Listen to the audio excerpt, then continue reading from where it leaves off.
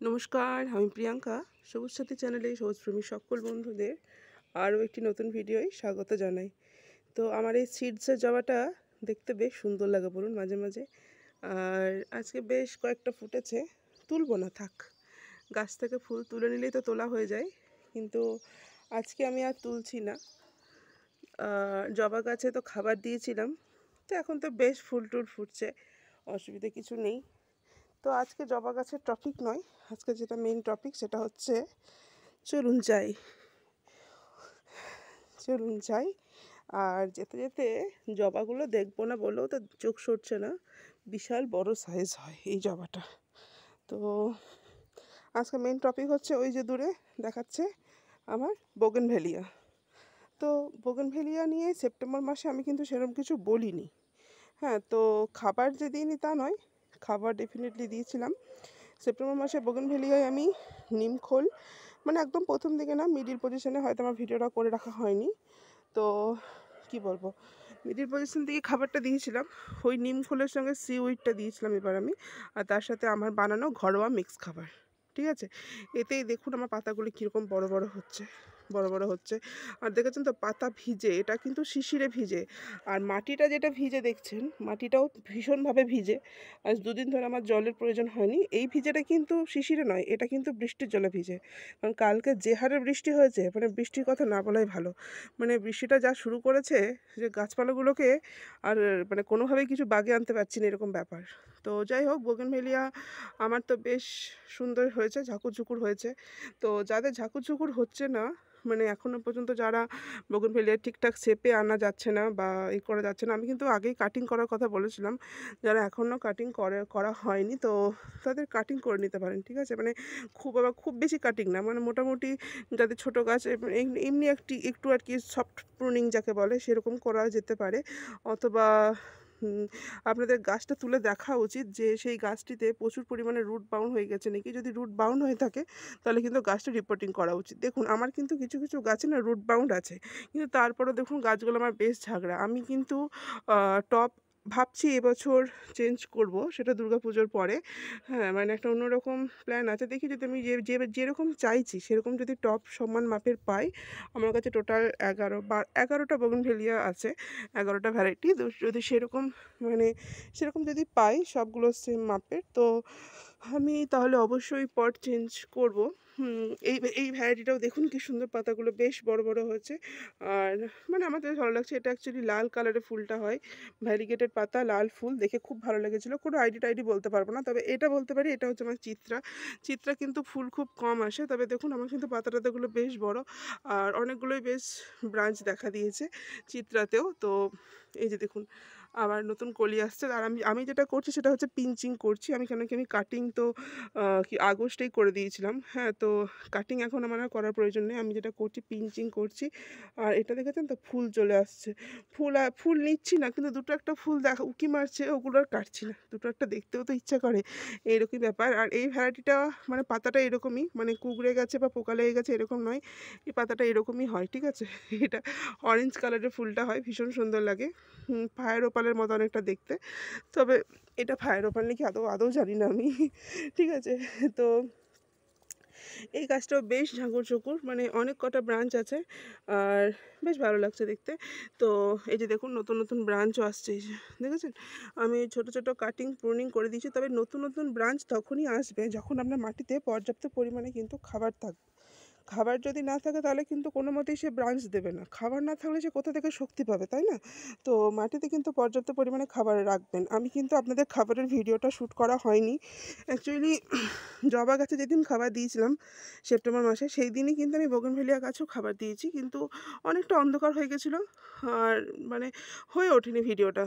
তো আমি কিন্তু এই খাবারটা দিয়েছিলাম সিউইড আর যাদের কাছে পর্যাপ্ত পরিমাণে খাবার নেই তারা কিন্তু এখনও পর্যন্ত মাটিতে কিন্তু খাবার লাগবে। ঠিক আছে, শুধু পাতায় দিলে হবে না, পাতায় স্প্রে করলে হবে না, মাটিতে খাবার লাগবে। মাটিতে মিক্স খাবার দিতে পারেন, অথবা আপনারা যেহেতু আপনাদের গাছে ব্রাঞ্চ কম, যাদের গাছে ব্রাঞ্চ কম তারা কি বলবো, ওই খোল পচা জলও কিন্তু দেওয়া যেতে পারে। এই সময় কিন্তু সর্ষে খোল, বাদাম খোল, সর্ষে খোলে তো কী বলবো, নাইট্রোজেনের পরিমাণটা বেশি থাকে, তো বাদাম খোল দিতে পারেন।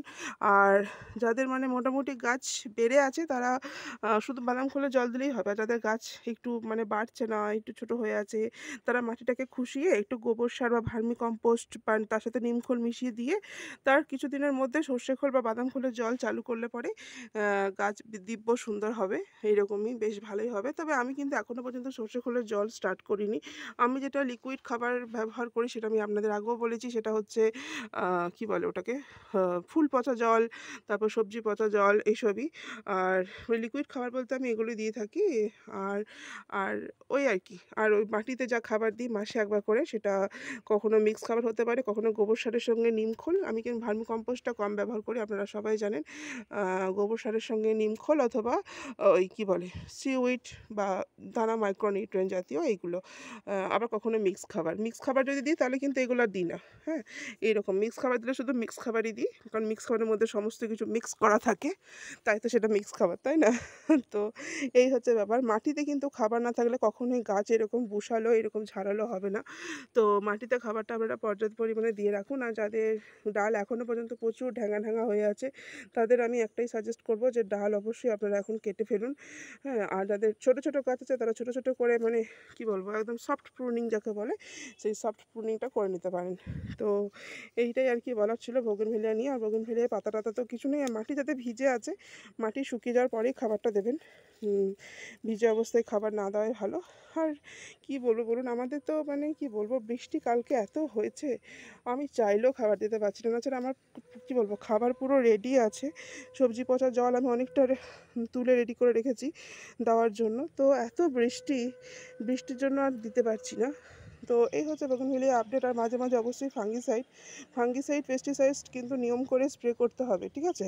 মানে বোগেনভেলিয়া যদিও পেস্টিসাইড কম লাগে, কিন্তু কোনো কোনো ক্ষেত্রে দেখা গেলো পাশে একটা জবা গাছ আছে, তাতে মিলিবাগ লেগেছে, সেখান থেকে কিন্তু অ্যাটাক হয়ে যাবে। তো সেই সুযোগটা না দেওয়াই ভালো। সেই জন্য ফাঙ্গিসাইড পেস্টিসাইড কিন্তু মাঝে মাঝেই স্প্রে করতে হবে। সে আপনি সপ্তাহে নাও করতে পারেন, মোটামুটি 15 দিন পরেও আপনাকে মনে করে কিন্তু স্প্রে করতে হবে। এটাই হচ্ছে ব্যাপার। বোগেনভেলিয়া কম কেয়ারে হয়, তার মানে যে আমি একদমই এর দিকে তাকাবো না সেটা নয়, একটুখানি তাকাতে হবে, একটু কেয়ার করতে হবে, যাকে বলে একটু মনিটরিং করা আর কি।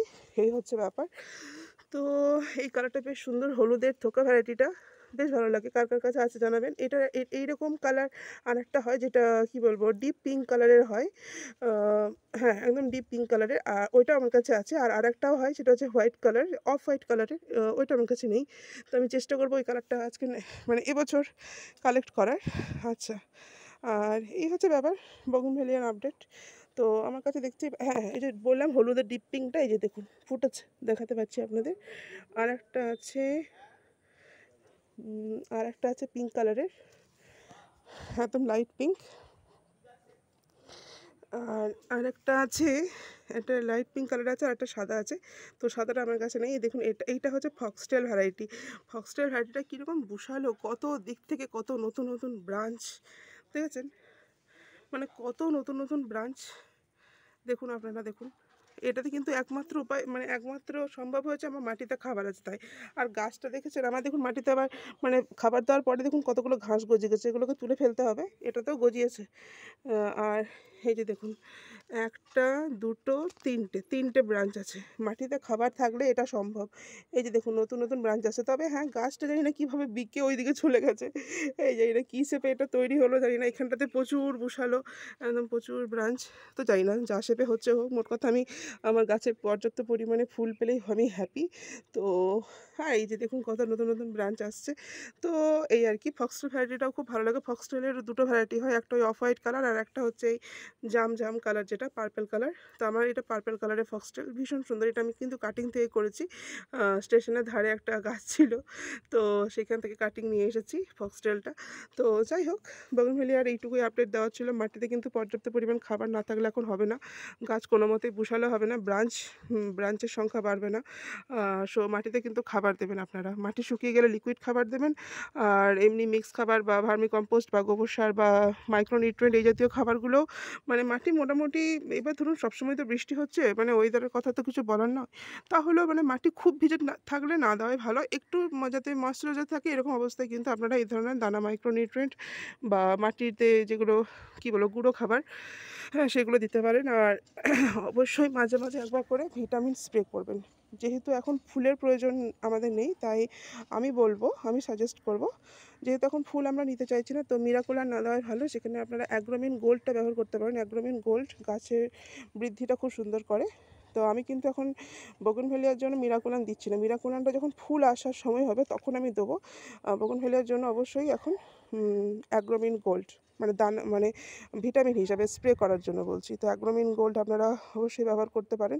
এছাড়া বায়োভিটা আছে, অনেক আছে, মানে তারপর মোমোবিন আছে, মোমোবিনটাও ভীষণ ভালো কাজ দেয়। তো এই হচ্ছে ব্যাপার, বোগনভেলিয়া নিয়ে এইটুকুই বলার ছিল।